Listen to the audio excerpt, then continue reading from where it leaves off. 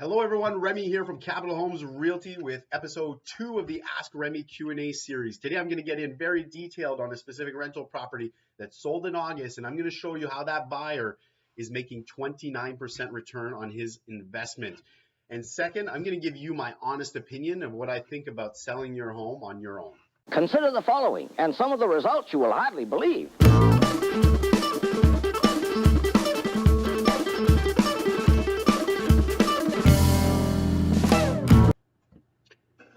Can you really get high returns when investing in Ottawa? Great first question. It stems from episode 1 that we did last week. A lot of people don't believe that they can get such great returns from real estate investing in Ottawa, and they always complain about the prices. And what you have to do is you really have to know what you're doing and what you're looking for and be ready to jump on it. So I'm going to pick one specific property that sold in August where the gentleman or woman is making 29% return on their investment. So this property, semi-detached bungalow near Algonquin College that was converted into a duplex. So the income on this property was $1,250 and $900. So $1,250 a month upstairs and $900 downstairs, and it had the 2 leases in place for another full year. Okay, so this property from August to August will bring you $25,800 of income. That's the checks that the tenants are paying you. So now we have to, with that $25,800, you need to service the debt and pay off the expenses. So the expenses on this property were about $8,800. Now, I didn't get a chance to go into the property because it sold so quick. Were the hydrometers separated? It was listed as a legal duplex, so it really depends. So what I like to aim for and plan for is worst case scenario. So with property taxes of $2,700, insurance of approximately $1,200, and we're going to go to the extreme. This was a small house, small semi-detached bungalow. We're going to go with expenses of $3,600 of utilities. So, and then you want to plan for a vacancy rate. There may be a month or two or one unit or the other is left vacant. So you want to plan for at least a 5% vacancy, which would be $1,290. So a total of expenses of $8,800. Now you're going to take that off of your income of $25,800. You're left with $17,000. Now, your original investment, so when I say return on investment, it's got to be what you've put in, because the rest is being put in by the tenant. You don't owe any more money after you've put in your initial investment. So on $300,000, this home sold for $300,000. You're going to have a down payment of $60,000. Now, you're left with $14,000 of mortgage payments a year. But remember, you still have $17,000 of income. What you have to take into consideration is every month, $525 of that mortgage payment is going towards your principal. So at the end of the year, $6,300 has gone on your principal.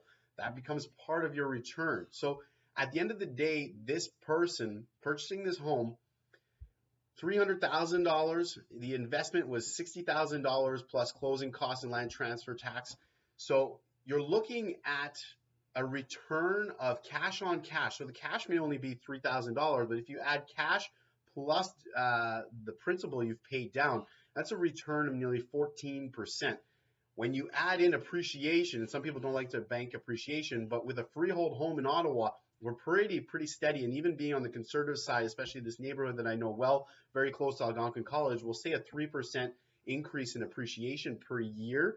You're left with 29% of return on your investment. Sure, it's not cash that you can hold in your hand right away aside from the $3,000, but over the year you've made 29% on your initial investment, the money that you've had to put in. You haven't had to put in any more money throughout the year because the tenants are taking care of it all. So multiply that for each year. Imagine you hold on to this property for 10 years.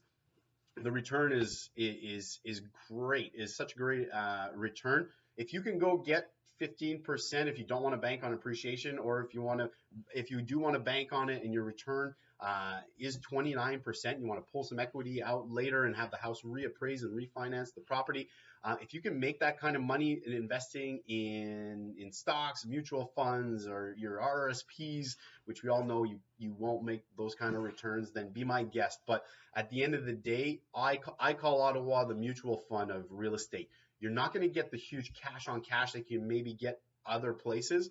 But with interest rates being so low right now and the appreciation in Ottawa being so steady over the long period of time, you're not going to find many better places to invest and safer places to invest and get that kind of return. What is your opinion on people selling their own homes?